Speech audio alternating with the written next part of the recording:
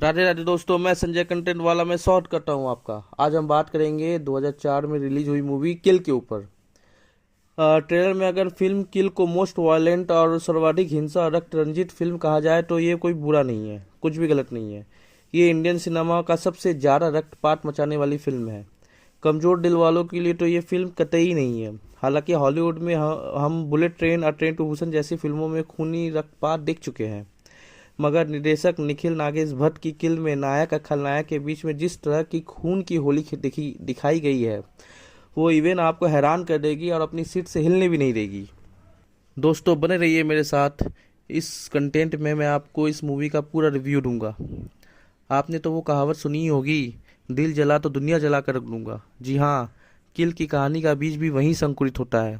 एक खास ऑपरेशन से लौटे नेशनल सिक्योरिटी कमांडो अमृत राठौर को जब पता चलता है कि उसकी प्रेमिका तुलिका की सगाई हो रही है, तो वह सगाई रोकने के लिए तुलिका के घर जाता है।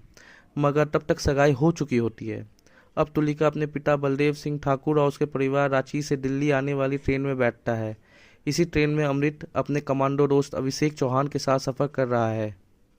सफ़र के दौरान अमृत तुलिका को वॉशरूम में अंगूठी पहनाकर शादी के लिए प्रपोज भी कर लेता है। मगर दोनों ही इस बात से अनजान है कि रास्ते में उनकी ट्रेन में नृशंस लुटेरे और हत्यारों का एक बहुत बड़ा जस्ता चल चुका है, जिसका सरगना है फड़ी जैसा राक्षस और उसका बेरहम पिता बेनी। ये लुटेरे कोई आम लुटेरे नहीं है, बल्कि खून खराबा करने वाला एक ऐसा गिरोह है जिनके पास जैमर और मार काट मचाने वाले खतरनाक हथियार भी है। लूटपाट के लिए किसी भी हद तक जाने वाली ये 20 निशंस लुटेरे ट्रेन में खून की नदियां बहाना शुरू कर देती है। मगर लोगों का सामना करने के लिए ट्रेन में महज दो लोग, अमृत और अभिषेक है। क्या ये जज्बा कमांडो इन हथियारों का सामना कर पाएगा या बलि चढ़ा दिया जाएगा? ये जानने के लिए दोस्तों आपको पूरी फिल्म देखनी पड़ेगी। सिनेमा के नौ रसों में से श्रृंगार, हास्य और करुणा रस का बोलबाला हमें ज़्यादा देखने को मिलता रहा है। मगर बीते दिनों में एनिमल जैसी हिंसक फिल्मों के बाद विभत्सक रस के प्रति दर्शकों की रुचि जागी है, और निर्देशक निखिल नागेश भट्ट की फिल्म अपने शीर्षक के मुताबिक मास किलिंग की एक ऐसी जर्नी पर चल निकलती है जहां दर्शक हक्का बक्का हुए बिना नहीं रह पाता। अपनी पिछली फिल्म में अपूर्वा में नायिका का खूंखार रूप दिखा चुके निर्देशक की इस फिल्म को कई लोग हिंसा का ग्लोरिफिकेशन करने वाली फिल्म भी कह सकते हैं। मगर निर्देशक इस क्रूर रक्तपात को जस्टिफाई करने के लिए पूरी कोशिश करते हैं कि सीमा पर दुश्मनों का सर कलम करने वाले कमांडो ट्रेन के अंदर रक्तपात मचाने को क्यों विवश हो जाते हैं।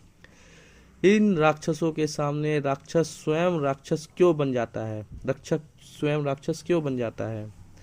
फिल्म की लंबाई फिल्म का प्लॉट प्लस पॉइंट है दोस्तों। निर्देशक लव ट्रैप को डेवलप करने के में वक्त जाया करने के बजाय सीधे मुद्दे पर आता है, और उसके बाद यह ट्रेन कहानी और ट्रीटमेंट के नज़रिए से फ्लाइंग रानी की तरह सरपट भागने लगती है। कहानी में ब्रीडिंग स्पेस का ना होना बुरी तरह से बेचैन कर देता है। ट्रेन के सीमित स्पेस में एक्शन की कोरियोग्राफी गजब है, और कहानी में बढ़ते लाशों के ढेर से पहले आप सदमे में आ जाते हैं, मगर फिर इसका हिस्सा बनकर विवश रस का आनंद लेने लगते हैं। मरने मारने वालों के शरीर को ऐसी ऐसी जगह से काटा पीटा जाता है जिसकी कल्पना भी आप नहीं कर सकते। राफे महमूद की सिनेमेटोग्राफी, शिव कुमार वी पानीकर की एडिटिंग, ट्रीटमेंट और बैकग्राउंड म्यूजिक भी दमदार है। फिल्म की एक्शन कोरियोग्राफी को ये ओंग ओह व परवेज शेख ने सनसनीखेज ढंग से डिजाइन किया है, मगर हाँ, इसकी शोक वैल्यू आपको विचलित करने के लिए काफ़ी है। राक्षस से लेकर राक्षस बनने के जुनून को लक्ष्य इस मंत्र मुग्ध करने वाले अंदाज में निभा ले जाते हैं कि दर्शक उसके एक्शन को जस्टिफाई करने लगता है।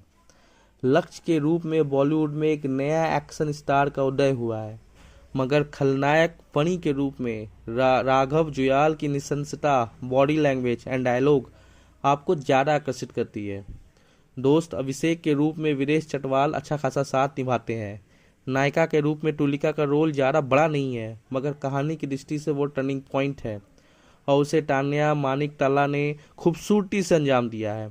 बेनी के रोल में हरीश आशीष विद्यार्थी हमेशा की तरह शानदार रहे हैं। बलदेव सिंह ठाकुर बने हर्षा छाया अपनी उपस्थिति दर्शाते हैं। सो दोस्तों, कमज़ोर दिल वाले इस फिल्म को बिल्कुल ना देखें।